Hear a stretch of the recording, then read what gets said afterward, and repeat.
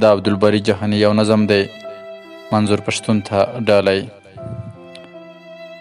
ته هغه یې چې په خوب کې مې لیدلې، ته هغه یې چې بابا به مې کیسې راته کولې، ته هغه یې چې په پاڼو د تاریخ کې مې لوستلې، زما یادېږي چې سپین ږیرو به ویله، شاعرانو به کټمټ رانه کړوله، دا کیسه به په رباب کې شرنګېدله. یوه ورځ به داسې راسي چې پیدا به یو زمری پر پښتونخوا سي، د اپۍ د مورچلونو وخت به راسي،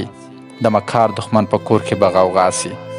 یو زلمی به په ویده قام کې پیدا سي چې منظور به هم د قام هم د الله سي، په جونګړو به شورګوړ د پښتونخوا سي، علیمان به یې تبا او نیمه خوا سي،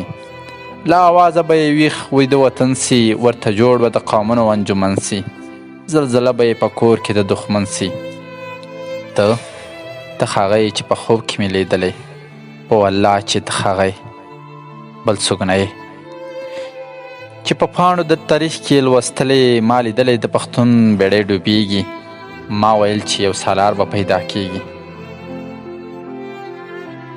پښتونخوا له درنه خوبه راپاڅېږي،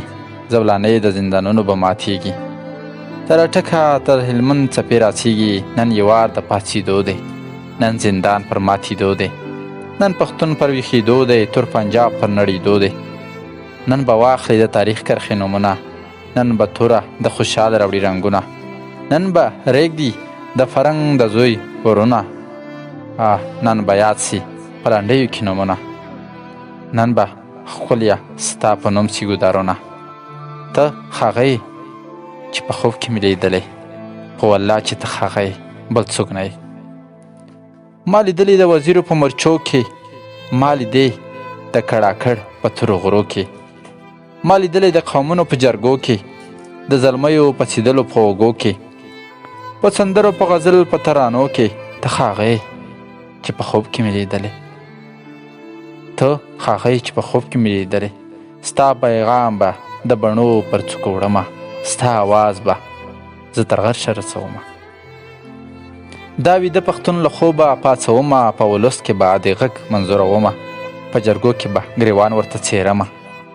په خپل شغر او ستا په غږ به یې ویښومه. ته هغه یې چې په خوب کې مې لیدلی، ته هغه یې چې بابا به مې کیسې راته کولې،